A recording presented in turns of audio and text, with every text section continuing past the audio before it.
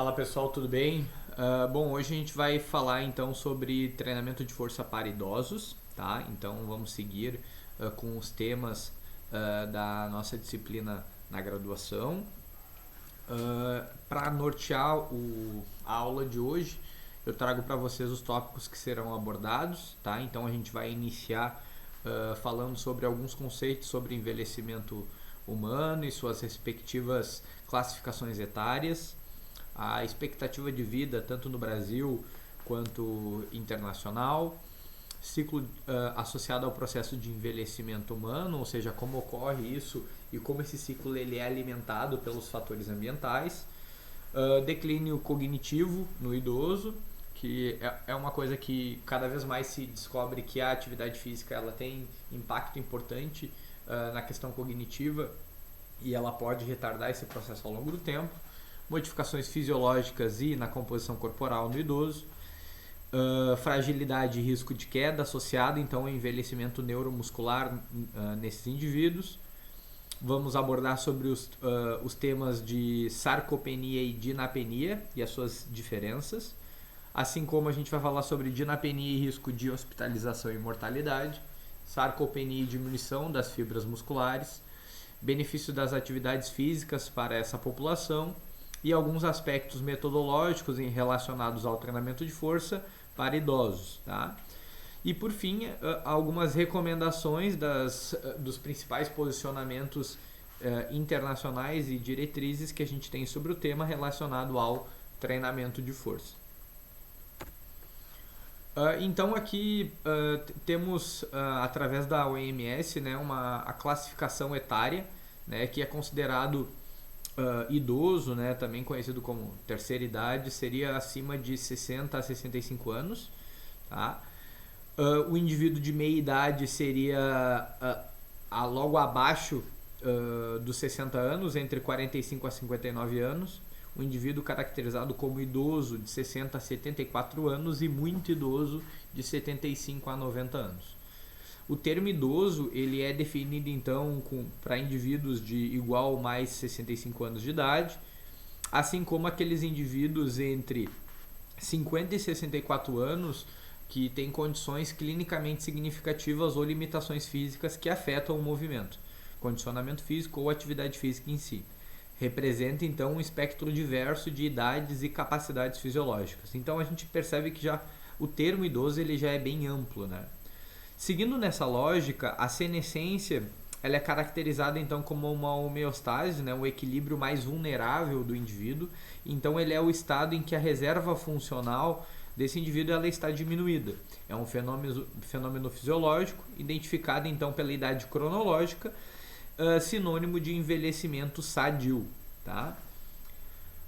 Através desse período, a gente tem o envelhecimento de forma primária e o envelhecimento de forma secundária. O envelhecimento de forma primária é quando ele é caracterizado pela idade cronológica e quando ele acontece através de mecanismos fisiológicos e genéticos, o envelhecimento do ser humano. Então, o humano ele nasce, ele tem o seu período criança, adolescente, adulto, meio adulto e aí por fim idoso e muito idoso, né? É um envelhecimento normal. O envelhecimento secundário ele é potencializado por fatores ambientais, fatores sociais que implicam nesse indivíduo. Isso pode ser através do consumo de tabaco, através do acréscimo de doenças cardiometabólicas, através do clima, através de vários aspectos que possam potencializar esse envelhecimento. A expectativa de vida, a gente se sabe que cada vez mais ela se vê aumentada ao longo do tempo, tá? Então a perspectiva para as próximas décadas é que cada vez isso aumente mais, tá? Então eu trago para vocês que a tendência, por exemplo, nos Estados Unidos, a expectativa é que em 2015 até 2050 o percentual de indivíduos idosos ele duplique, tá? Então ele passe de aproximadamente 8,5%, somando o período entre idoso e muito idoso, e passe para 16,6%. Tá? Então realmente um aumento muito importante. A gente sabe que, principalmente no Brasil, as famílias cada vez mais direcionam a sua a quantidade de pessoas durante a sua família, elas são cada vez menores, então os adultos têm cada vez menos filhos, né? Então a gente sabe que a população ela também vai ficando mais velha.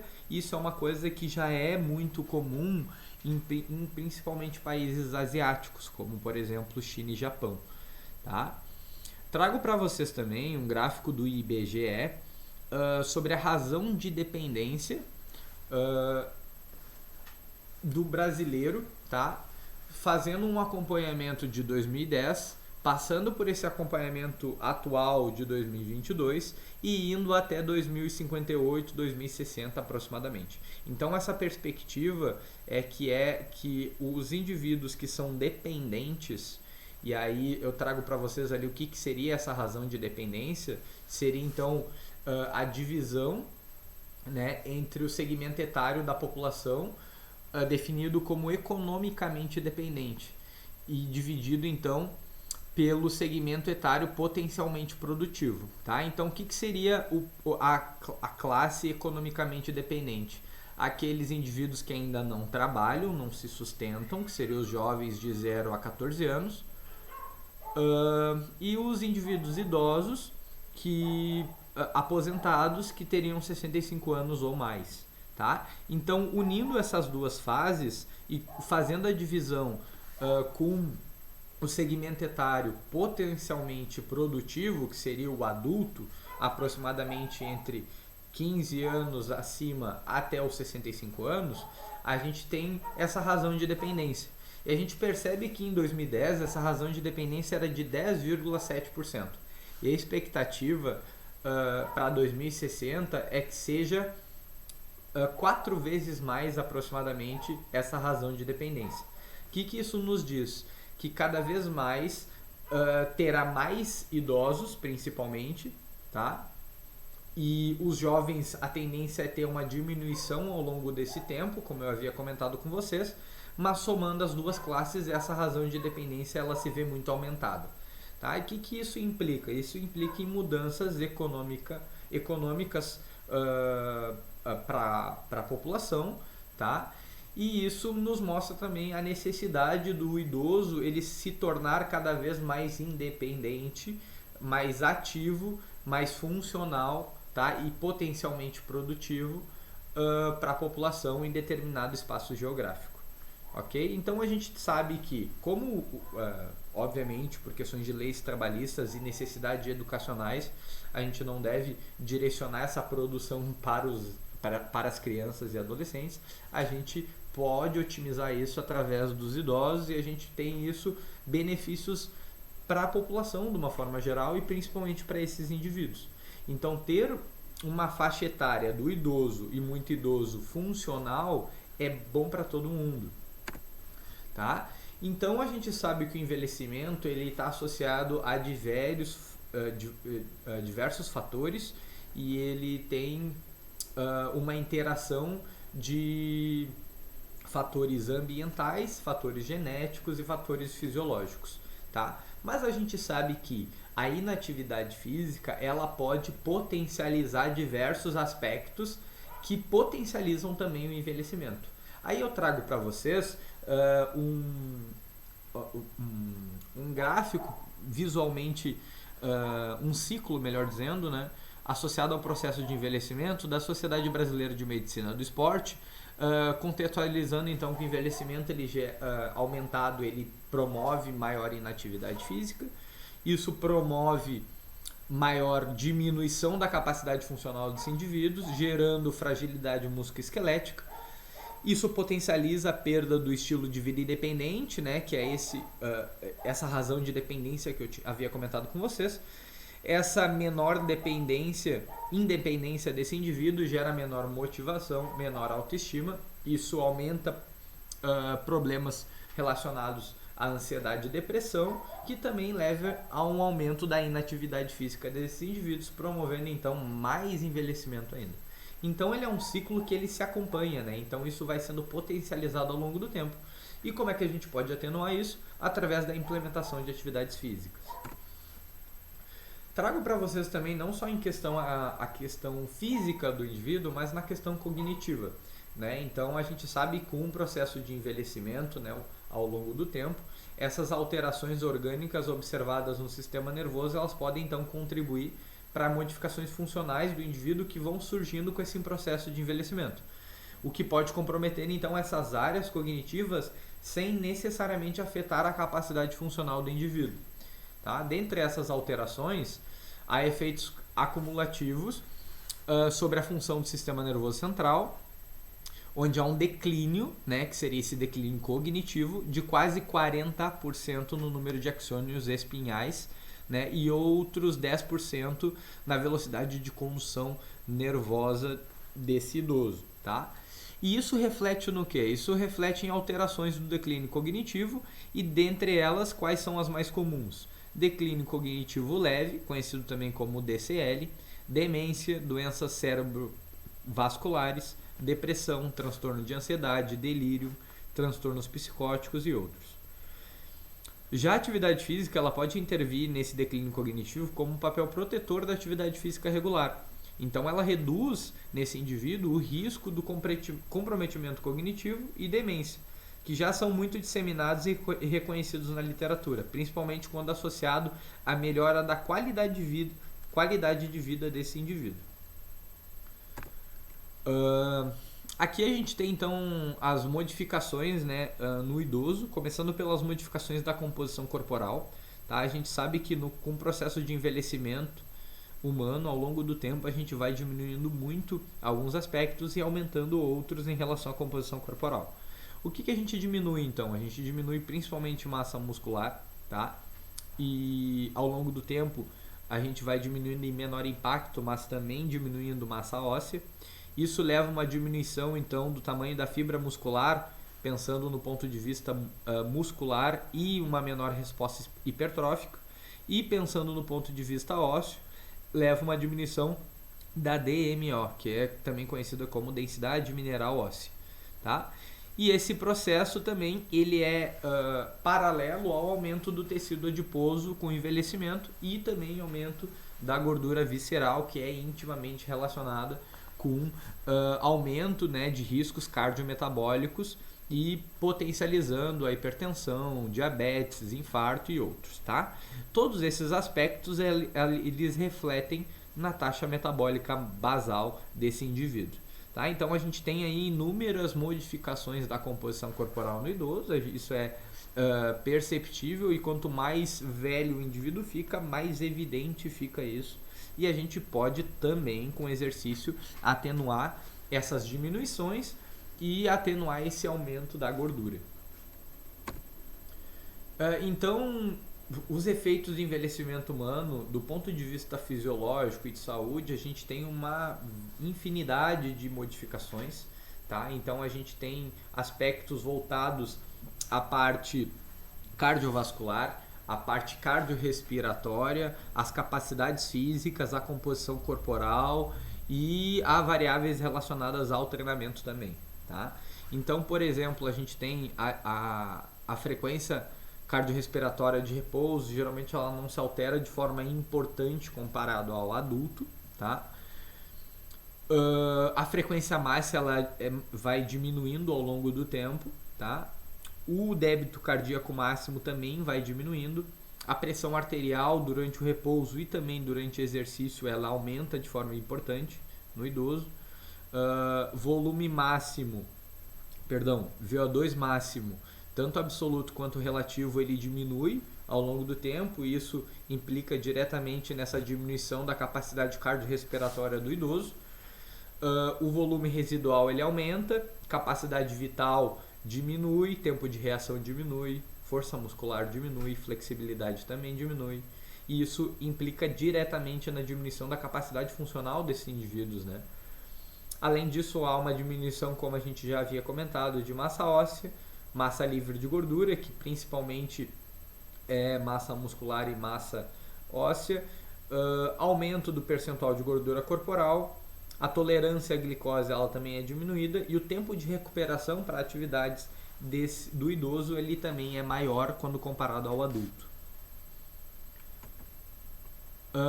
Fragilidade e risco de queda. A fragilidade ela é considerada uma síndrome com múltiplas causas e contribuintes, caracterizada por diminuição da força, resistência e função fisiológica reduzida no idoso, o que aumenta então a vulnerabilidade desse indivíduo em desenvolver maior dependência ou morte. Então, quanto mais frágil é o idoso, mais dependente funcionalmente ele é das outras pessoas.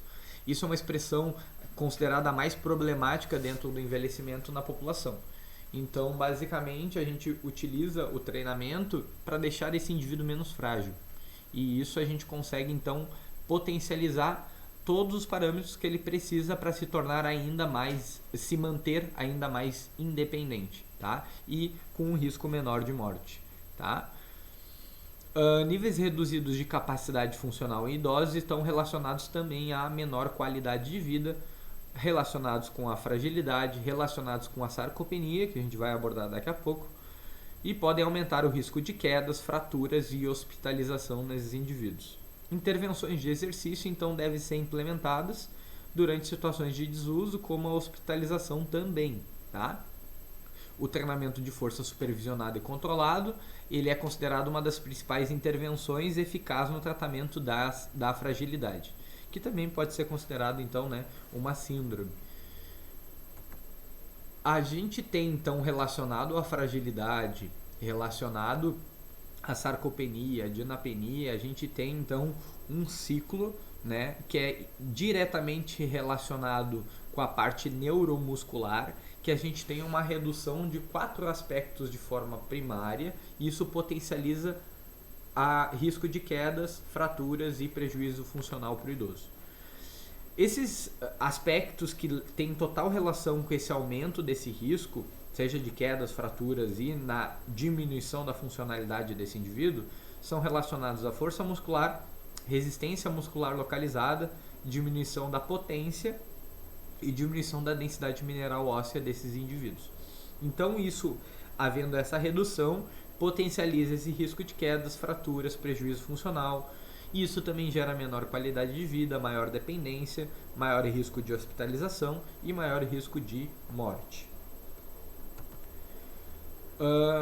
Como eu havia comentado com vocês antes, a questão da sarcopenia é uma coisa muito já batida dentro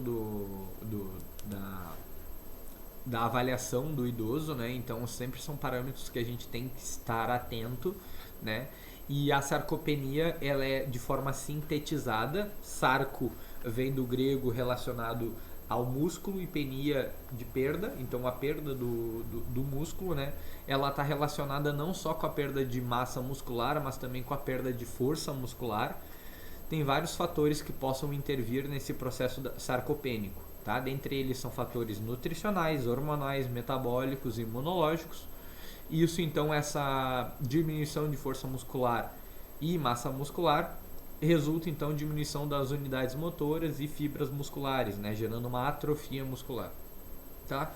E esse mecanismo então potencializa a sarcopenia, e o que também por outra via potencializa a sarcopenia é essa mobilidade reduzida, fraqueza, incapacidade e perda de independência, que é tudo isso que a gente vinha comentando antes, né? Que são aspectos que estão intimamente ligados à sarcopenia, e com a atividade física a gente pode atenuar esse processo sarcopênico. A sarcopenia, então, ela tem vários processos de diagnóstico, tá? Então, tem formas de avaliação que avaliam a sarcopenia exclusivamente pensando no ponto de vista muscular. Tem outros aspectos que fazem a interação e diagnóstico levando em consideração ponto de vista muscular e físico desse indivíduo, então relacionando a funcionalidade do idoso, tá?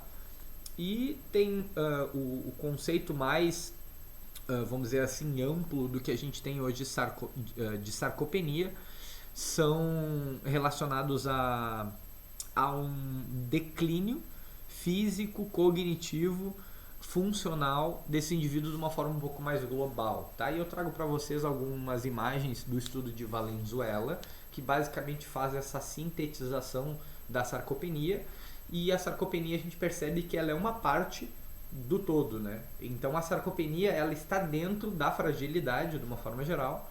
Como eu disse antes, ela resulta em diminuição principalmente de força e da função muscular, tá? A diminuição da performance física desse indivíduo, então ele tem maior dificuldade para se locomover, maior dificuldade para subir uma escada, maior dificuldade para fazer atividades básicas da vida diária, tá? Então gera também isso maior independência, tá? Acontece deteriorização múltipla de diversos sistemas fisiológicos, cardiovasculares, imunológicos, hormonais, metabólicos, tá? Isso também gera um declínio cognitivo, que é o que a gente estava comentando antes, e isso potencializa cada vez mais riscos de quedas, de dependência, de hospitalização e de morte. Então todo esse contexto, a sarcopenia ela se engloba dentro da fragilidade e a gente pode frear esse mecanismo através da força. Tá? Eu trago para vocês aqui uma imagem à direita dessa modificação, então comparando o músculo de um idoso sedentário e de um idoso muito ativo, tá? Com os mesmos 85 anos. Então percebe na curva azul, tá? Que a curva ela decai ao longo dos anos, mas ela decai muito menos do que para o indivíduo sedentário. Tá? Então a gente já começa a perceber uma diminuição da massa muscular e geralmente associada à diminuição de força também, dos 30 e poucos anos até os 90, isso cai muito, tá? Então o indivíduo ele acaba perdendo às vezes 60, 70% dessa massa muscular que ele tem na fase adulta. E já no indivíduo muito ativo, essa diminuição ela é muito atenuada. Então ela pode ser, acontece uma diminuição, mas ela pode ser retardada ao longo do tempo e se tornar esse indivíduo ainda com mais massa muscular e mais força, com maior através da atividade física. Mas comentei com vocês bastante agora sobre a sarcopenia, né? Só que a gente sabe que a sarcopenia ela leva um ponto principalmente relacionado à massa muscular, tá? Só que a gente sabe que a massa muscular para ela estar realmente sendo efetiva, estar sendo usada de uma maneira importante, a gente precisa de força. E cada vez mais é deixado de lado o contexto sarcopenia e é enfatizado o contexto e o conceito dinapenia. Dina vem do grego também relacionado à força, penia, perda. Então a perda de força ao longo do tempo. Tá? Então a dinapenia, vamos dizer assim, que ela é um conceito atual e ao mesmo tempo antigo, tá? Que ela aborda a força como principal protagonista para fazer com que esse mecanismo de fragilidade ele não tenha esse decréscimo tão acentuado ao longo do tempo do idoso. Tá? Na dinapenia a gente tem fatores que influenciam tanto no sistema nervoso quanto no sistema muscular. Tá? No sistema nervoso, a dinapenia ela influencia principalmente na função cognitiva, nas alterações neuropáticas, sistema hormonal, sistema imunológico, recrutamento das unidades motoras, a taxa de disparo, né, e a excitabilidade do drive neural. Tá?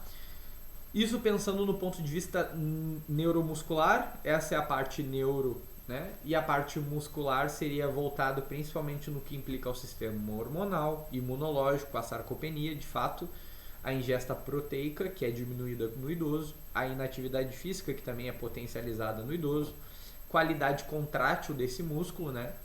Arquitetura muscular, né? Então o ângulo de penação é modificado, a taxa de disparo, taxa de produção de força e outros, e a transformação dessas fibras musculares, que também a gente vai ver nos próximos slides. Então a dinapenia ela tem um comprometimento tanto vindo de uma parte do sistema nervoso lá de cima, tá? E um comprometimento local do sistema muscular. Isso gera no sistema muscular uma produção de força musculoesquelética e no sistema nervoso uma menor capacidade de ativar esses músculos de forma voluntária. E esses dois mecanismos geram a dinapenia. E a dinapenia, ela gera limitação funcional, gera fragilidade, gera sarcopenia, gera risco de quedas, gera prejuízo funcional e todos os outros processos que a gente viu antes, tá? E isso só alimenta cada vez mais a inatividade física. Então, o foco que a gente tem que ter quando a gente fala no treinamento de força no idoso é aumentar força. Parece simples, mas não é tão simples. A gente precisa de uma série de cuidados para isso e é o que a gente vai ver daqui para frente. A dinapenia, então, eu trouxe para vocês antes um gráfico, né? Até vou voltar aqui, ó. O gráfico da direita em relação à massa muscular desse idoso, né? Comparando o idoso ativo e sedentário. Agora eu trago para vocês o gráfico à esquerda, tá? O estudo de Clark e Manini. A gente tem então uma diminuição de força muscular independente do aumento ou diminuição do peso corporal. Então o que a gente percebe nesse indivíduo? Que ele perdendo peso ou ele ganhando peso, ele pode diminuir força igual, tá? Então isso é uma coisa que tem que ser treinada. Força, ela só se mantém treinando força, entendeu? Então a gente tem aí uma comparação, esse estudo é um estudo muito bom, que faz essa avaliação então do aumento do 1RM em diversos estudos, tá? É uma compilação dos ganhos de força para extensão de joelhos depois de uma intervenção de treinamento de força em adultos idosos, tá? E a gente tem um aumento de até 107%, 113%, 152%, tá? Então todos eles trazem aumentos da força de maneira importante para esse indivíduo, através do treinamento de força, tá? Então estudos longitudinais e baseados em intervenções recentes então demonstram cada vez mais que a atrofia muscular é um contribuinte relevante, relativamente pequeno para a perda de força muscular.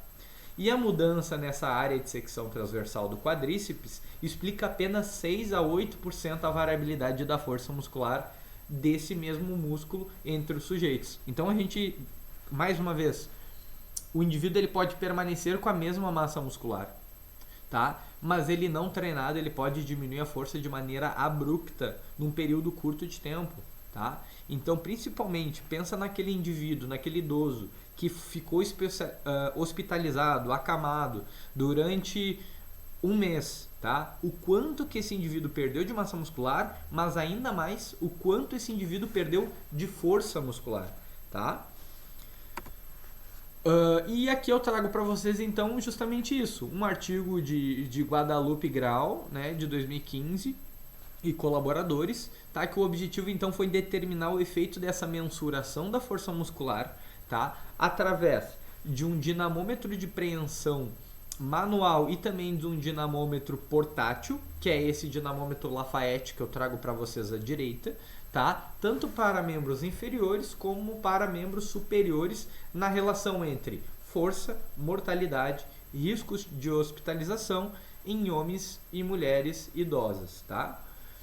Então esse foi um estudo populacional realizado na Espanha, tá? Então ele avaliou mais de 1.700 idosos acima de 65 anos. Então foi avaliado essa força isométrica voluntária máxima de preensão manual com um dinamômetro manual.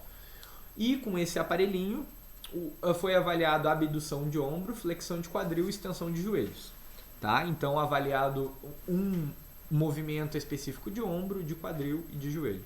Tá? E a força muscular regional, ela foi considerada um preditor de mortalidade e hospitalização em médio prazo, tanto para homens quanto mulheres.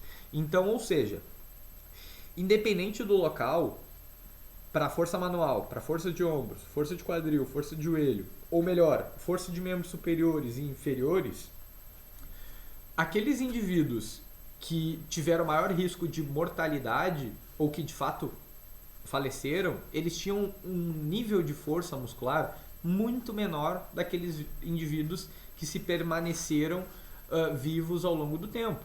Tá? Então a gente tem um follow-up aí muito interessante e destacando cada vez mais o quão é importante permanecer treinando força nesses indivíduos, mesmo os indivíduos acamados, tá? Mesmo os indivíduos que têm risco muito grande de hospitalização. E então agora vamos para a parte boa, né? A gente está aqui para falar sobre treinamento, então os benefícios da atividade física para os idosos, eles são infinitos, são muitos, tá? Eu trago para vocês aqui alguns que de certa forma abrangem mais o nosso tema quando se trata de treinamento físico, atividade física e idosos. Tá? Então, com o aumento dessa atividade física ao longo do tempo, diminui essas alterações fisiológicas relacionadas ao processo de envelhecimento humano. Então, como a gente tinha comentado antes, há diminuições, há modificações, cardiovasculares, há modificações imunológicas, hormonais, e com o treinamento a gente consegue diminuir essas alterações ou tornar elas atenuadas ao longo do tempo, aperfeiçoa modificações da composição corporal relacionada à idade, que está intimamente relacionada então à manutenção da massa muscular e ou aumento, por que não? E a atenuação desse aumento do tecido adiposo promove para esses indivíduos um bem-estar psicológico e cognitivo e também, por que não, social, né? Quando a gente consegue fazer uma intervenção de treinamento aí, englobando esses indivíduos num contexto social, também é muito importante, não somente com a sua respectiva faixa etária, mas também com pessoas mais novas. Uma melhor administração dessas doenças crônicas, tá? Principalmente relacionadas às doenças crônicas não transmissíveis, que podem ser diabetes, hipertensão, infarto, obesidade e outros. E isso também reduz os riscos de incapacidade física desses indivíduos, e todos esses aspectos têm o mesmo objetivo, que é aumentar a longevidade desse indivíduo. Então, quanto mais ele tem uma expectativa de vida longa, funcional e saudável, melhor para esse indivíduo. Aqui eu trago mais um artigo para vocês, tá? De Tanganelli e colaboradores, de 2020, tá? Que é um artigo então que ele fez biópsia muscular em pacientes que tiveram fratura no quadril diagnosticados com osteoporose, tá? E desses 32 pacientes, eles foram classificados, tá? Através de um critério de diagnóstico de sarcopenia, tá? Levando em consideração não só a questão de composição corporal, mas também como de força muscular, tá? Usando a dinamometria manual. Eles fizeram uma divisão então para indivíduos sem sarcopenia, com provável sarcopenia e com sarcopenia, tá? Tanto para homens quanto mulheres. E a gente já na tabela abaixo, né, a gente já consegue avaliar que os indivíduos com sarcopenia, sobretudo os homens, tá, eles têm uma capacidade muito menor de fibras do tipo 2, que são as consideradas fibras rápidas, e as fibras mistas, tá, quando comparados aos indivíduos que não têm sarcopenia ou provável sarcopenia. Assim como se vê diminuído, ou melhor, se vê aumentado o percentual de fibras lentas em mulheres sarcopênicas, tá? Então, mostrando também que a predominação dessas fibras lentas e cada vez mais a atenuação dessas fibras rápidas, tá? Isso modifica a capacidade funcional desse indivíduo. Mas como ela modifica? Quais são essas diferenças para fibras do tipo 2 e tipo 1, né? As fibras musculares predominantes do tipo 2, vamos dizer assim, fibras rápidas, são afetadas pela atrofia em pacientes com fratura no quadril, principalmente em homens. Então, o que gera isso? Menor motoneurônios dessas fibras, maior degeneração transsináptica, maior desnervação das fibras musculares, diminuição também das fibras mistas e diminuição da reinervação dessas fibras, tá? Então, esses indivíduos apresentam uma mudança clara para a fibra do tipo 2, né? Então, essa diminuição e uma ligeira mudança para a fibra do tipo 1 em mulheres. Todas essas fibras mostram uma diminuição de tamanho, independente se é fibras do tipo 1 ou tipo 2. Então, ou seja, a sarcopenia ela está associada com a diminuição das fibras musculares.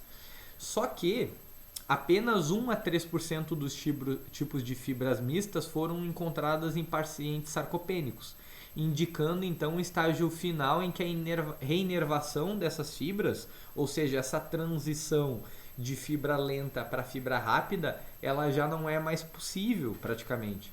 E essas atrofias das fibras musculares do tipo 2, ela parece ser um marcador então histológico, né, de sarcopenia, principalmente em homens, e são desnervadas com o envelhecimento. E como é que a gente pode atenuar isso? Muito simples, treinando força relacionado à velocidade. Então, treino de potência. Tá? Então, a diminuição, como é que a gente atenua a atrofia muscular, atrofia das fibras musculares, diminuição da sarcopenia e, sobretudo, diminuição da dinapenia em indivíduos ativos, não ativos, indivíduos com fratura no quadril, que é o caso deste estudo, treinamento de potência. Tá? Então, a gente consegue atenuar esse processo através da intervenção com treinamento. Aí eu trago para vocês uma revisão de Orsato e colaboradores, tá, de 2019, que ele justamente teve esse objetivo de avaliar então os efeitos do treinamento de velocidade, tá, principalmente concêntrica, na capacidade funcional desses indivíduos. Tá? Então foi feita uma revisão e meta-análise de ensaios clínicos randomizados, utilizada a base de dados PubMed, Scopus e Web of Science. 15 estudos foram incluídos então na síntese qualitativa e 14 na meta-análise. Para critérios de inclusão, idosos acima de 60 anos, com intervenção baseada em treinamento de força voltados para membros inferiores, realizada apenas com velocidade concêntrica lenta a moderada, ou seja, maior que 2 segundos para cada fase, ou apenas com a intenção de maximizar a velocidade, ou seja, o famoso mais rápido e forte possível, tá? Pelo menos um teste funcional foi avaliado para membros inferiores como medidas de pré e pós-intervenção de treinamento. E qual é o resultado dessa revisão sistemática? A gente consegue perceber através do gráfico à direita que há evidências, então, para apoiar a superioridade do treinamento de velocidade rápida pretendida para melhorar a capacidade funcional quando comparado ao treinamento de velocidade moderada. Entretanto, tá, essas evidências elas são caracterizadas como inconclusivas porque no Forest Plot, como é o gráfico à direita, o desvio padrão ele acaba tocando no zero, né? E isso caracteriza como estudos inconclusivos, mas a gente consegue perceber que todos eles, a grande maioria, trazem benefícios muito mais relacionados à velocidade rápida pretendida, tá? Do que propriamente para o exercício de forma lenta e com movimentos apenas de menor velocidade.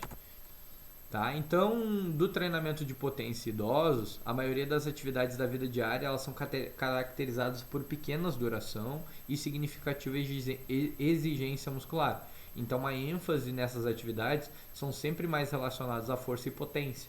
Tá? Então, a incorporação de exercícios de força com carga reduzida e alta velocidade de execução parece ser indicado pelo menos uma vez por semana para esses indivíduos. E a potência, então, ela parece declinar muito mais rápido ainda do que a força muscular e a massa muscular. Então, a gente vamos recapitular.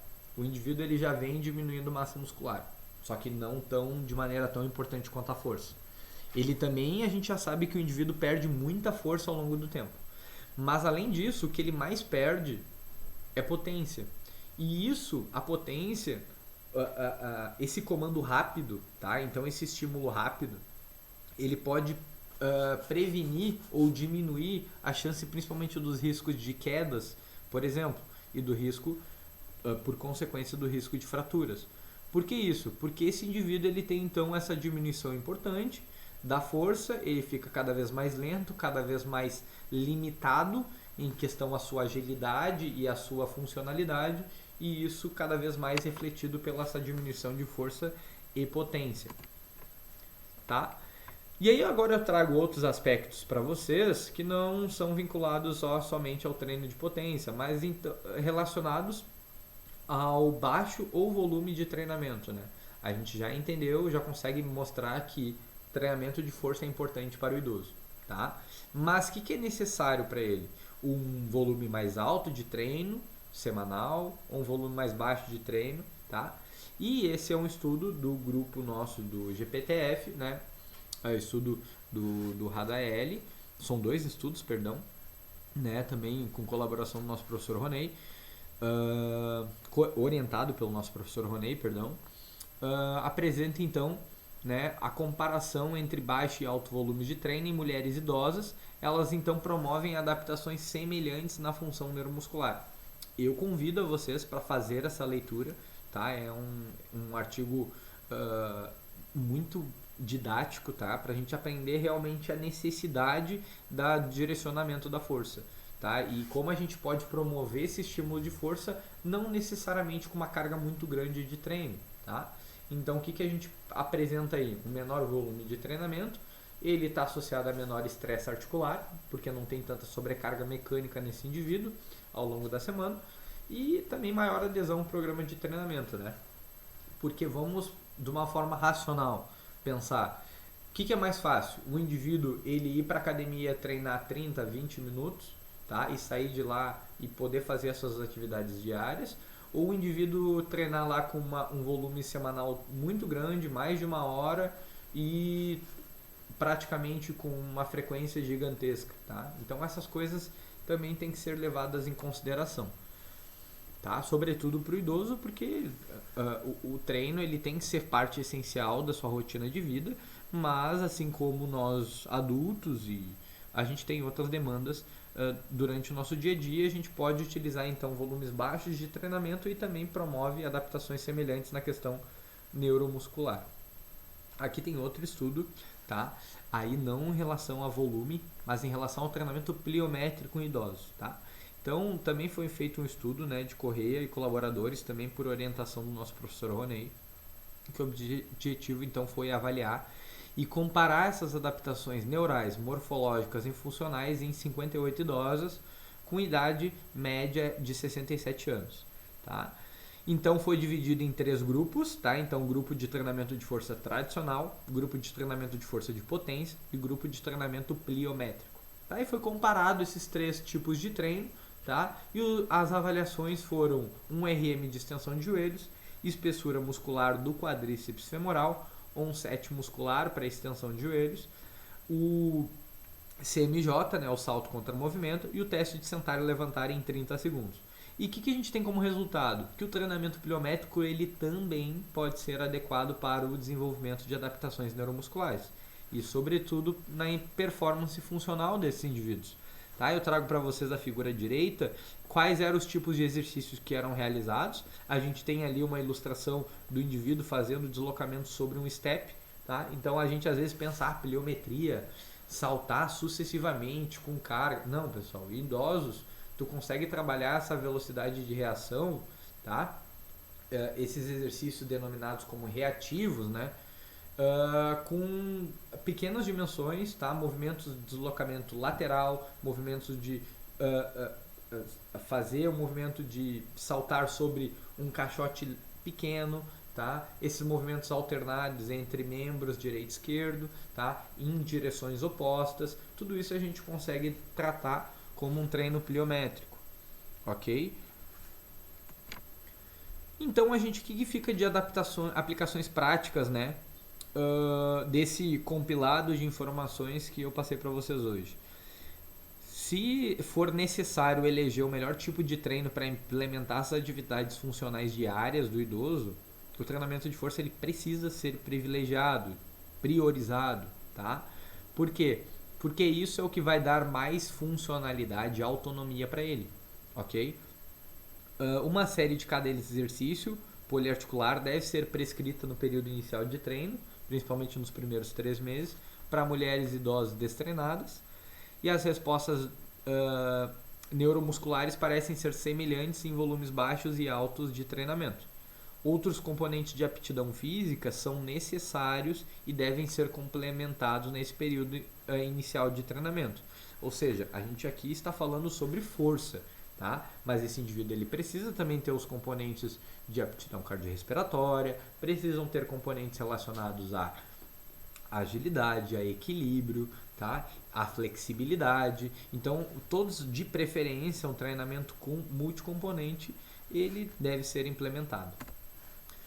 Aqui eu trago para vocês, para a gente ir encaminhando a finalização dessa aula, tá? O treinamento de força em idosos, tá? E aqui o posicionamento então da American College Sports Medicine, né? do Colégio Americano de Medicina do Esporte, e as suas orientações a respeito da prescrição de treinamento para esta população.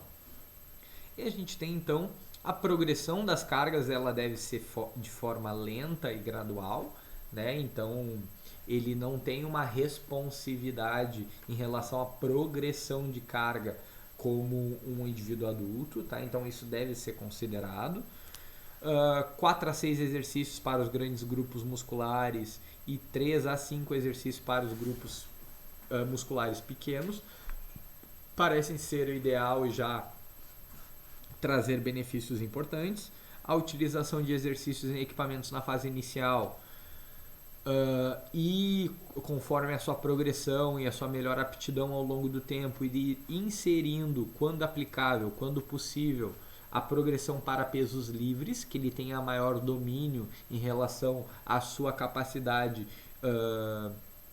cognitiva de equilíbrio, relacionado muito mais também ao controle motor e não só à força, tá? Os exercícios para os grandes grupos musculares, eles devem ser realizados após um aquecimento, né? Então esse aquecimento ele tem que ser uma forma importante. É importante, de certa forma, não gastar um tempo, porque não é um tempo gasto, é um tempo muito útil, mas deve ser priorizado esse momento de aquecimento articular, de preparação para o movimento e para o treinamento de força. E ele também deve ser, os grandes grupos musculares sendo antes do que os pequenos grupos musculares. Então, para que eles tenham esse estímulo de maior número de músculos envolvidos de forma primária dentro da prescrição do treino e depois os pequenos grupos musculares.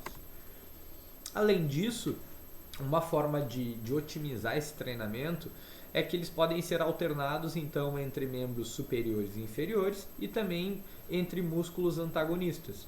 Por exemplo, fazer um exercício de sentar e levantar e depois fazer um exercício de supino é uma alternância, um exemplo de membros inferiores e superiores. E a alternância entre músculos antagonistas seria fazer um exercício, por exemplo, para quadríceps e um para isquiotibiais, tá? De forma alternada. A intensidade desse exercício, então, na literatura ela é bem variada, né?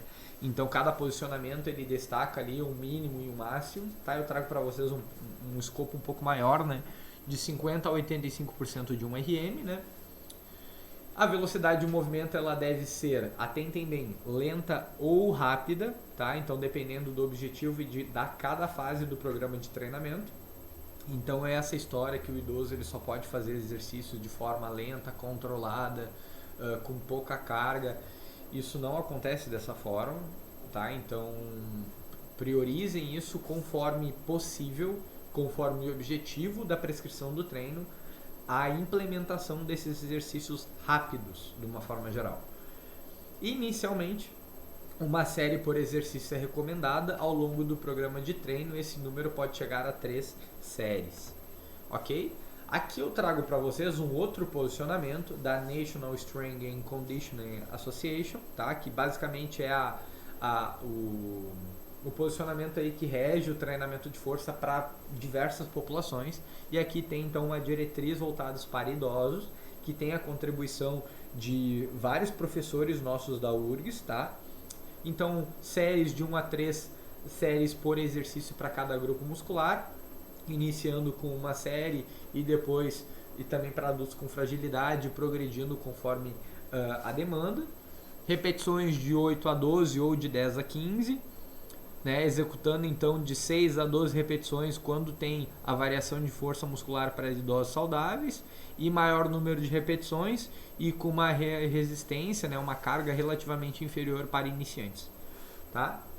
A intensidade de 70 a 85%, atentem bem esse percentual, né, que aqui é muito mais aumentado. Então as diretrizes que são de treinamento de força por especialistas que trabalham literalmente força, tá? Elas sempre geralmente são próximas de intensidades maiores, tá? E isso apresenta na literatura de trazer benefícios muito interessantes, tá? Então comece com uma resistência que seja tolerada e progrida para 70 a 85% de um RM usando a periodização. Então esse controle é fundamental. Cargas mais leves são recomendadas para iniciantes ou com fragilidade. e considerações especiais, como doenças cardiovasculares e osteoporose. Os exercícios devem ser realizados em uma zona de intensidade e uma faixa de repetições que evite a falha a fim de reduzir o estresse articular, tá? Então, a gente pode aí destacar como repetições ótimas, né?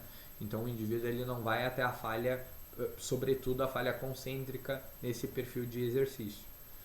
Seleção dos exercícios, de 8 a 10 exercícios, priorizando então, como a gente comentou antes, exercícios multiarticulares, tá? E aí tem uma série de exercícios ali, né? Supino reto, ombros, tríceps, extensão, abdominais, flexão e extensão de joelhos, leg press, panturrilha, etc. Modalidade, pesos livres ou máquinas guiadas. Para iniciantes idosos frágeis ou com limitações funcionais, eles se beneficiam então do treino baseado em máquina, né? Peso selecionado. E treinamento com bandas de resistência, as famosas mini bands, né? Ou super bands. Treinamento isométrico também. Idosos já com maior funcionalidade, eles ganham mais benefícios adicionais, ou seja, mais benefícios ainda com pesos livres, relacionados a halteres, barras, kettlebells e medicine balls. Frequência então de 2 a 3 dias por semana para treinamento de força, para cada grupo muscular, e realizar de 2 a 3 dias não consecutivos por semana, o que pode ser uma periodização para isso que seria considerado ideal, né? Segunda, quarta e sexta, por exemplo, terça, quinta e sábado, né? Esses dias alternados tragam benefício melhor e podem permitir melhor adaptação e uma manutenção favorável desses indivíduos.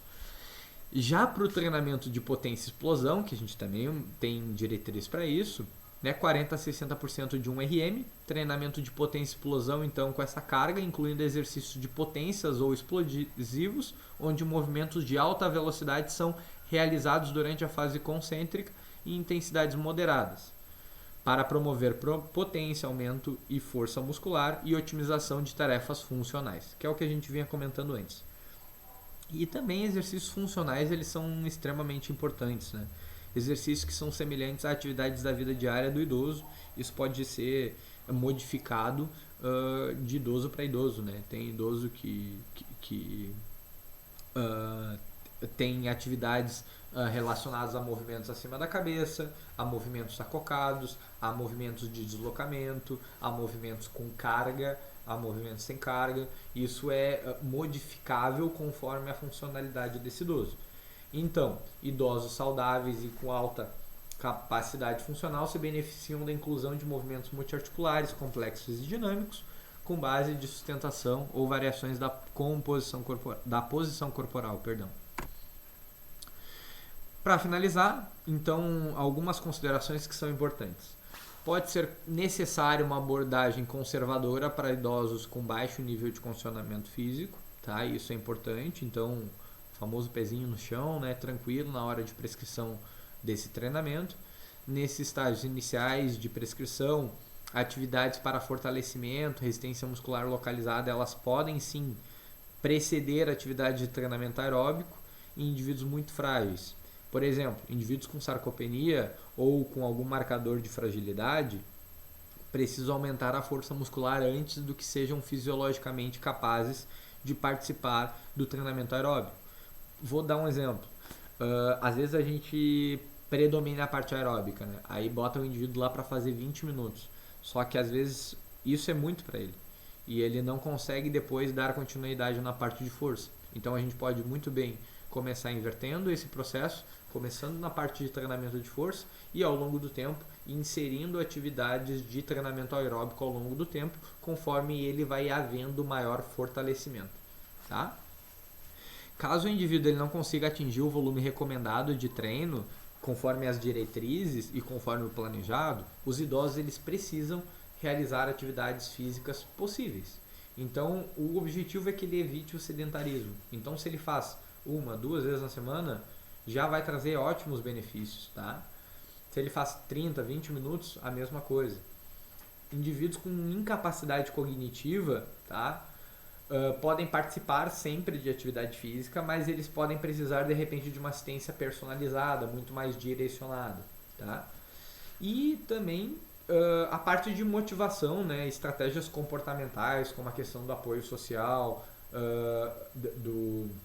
da autonomia funcional, da capacidade de fazer escolhas saudáveis na parte nutricional, ambiental, na sua rotina de vida, a percepção do idoso em relação daquilo ali é seguro, a percepção da segurança do idoso em relação ao treino que está sendo proposto, além de feedback regular, reforço positivo, são extremamente importantes para aumentar a adesão do idoso no treinamento, seja ele qual for. Tá? Então o idoso ele precisa estar seguro que daquilo ali realmente faz bem para ele, que daquilo ali vai trazer benefícios para ele, que ele vai se tornar melhor funcionalmente. Ele precisa entender essa importância do treinamento e cada vez mais ele vai fidelizando esse treinamento. Espero que vocês tenham gostado, tá? É uma aula um pouco mais extensa, tá? Mas é uma aula que tem bastante conteúdo. Qualquer dúvida, vocês tragam essas dúvidas para a aula e a gente vai debatendo então nos nossos seminários, tá? Deixo à disposição de vocês tanto o meu e-mail quanto o meu contato da rede social Instagram e um ótimo dia para vocês.